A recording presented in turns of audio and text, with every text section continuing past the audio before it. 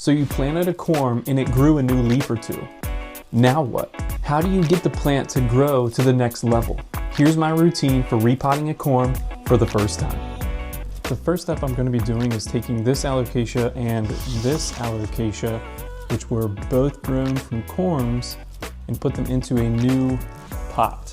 This is an unused self-watering pot. Then I'm going to use these containers for these corms that now have one leaf to them. Now, because these are homemade self-watering pots and they're in clear pots, they develop algae. Algae doesn't damage the plant, it's just disgusting to work with and looks gross, but it doesn't hurt the plant at all.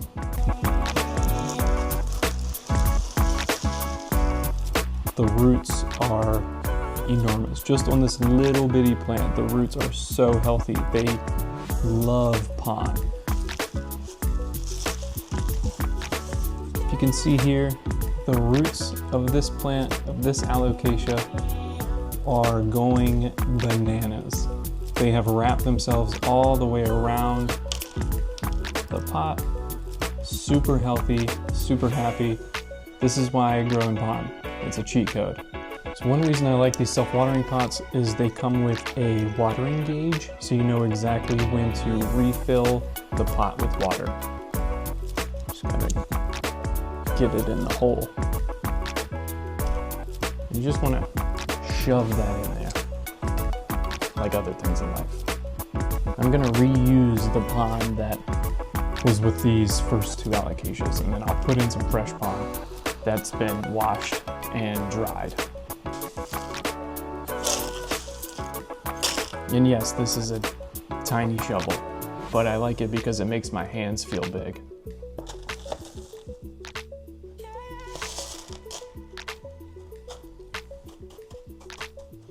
So now I'm gonna take the new corms and put them in their new homes as well.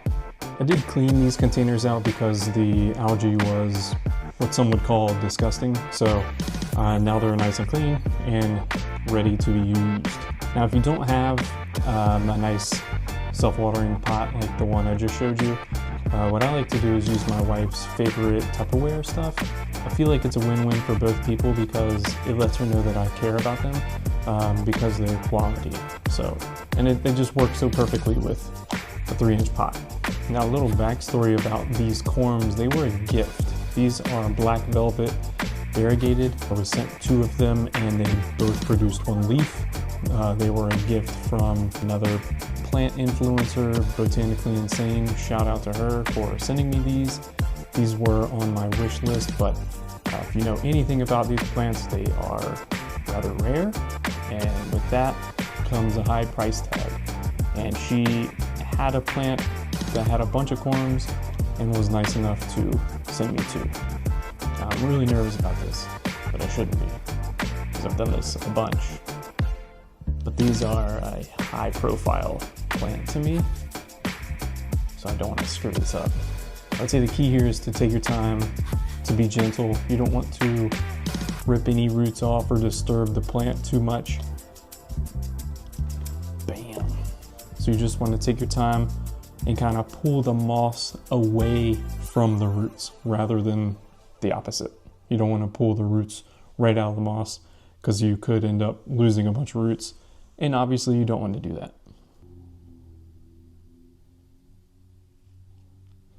If you can see, this is a pretty decent sized corm and the roots are healthy. Just pulled off a root. Did not want to do that. There we go. Roots are looking nice and healthy, nice and clean. This should be just fine.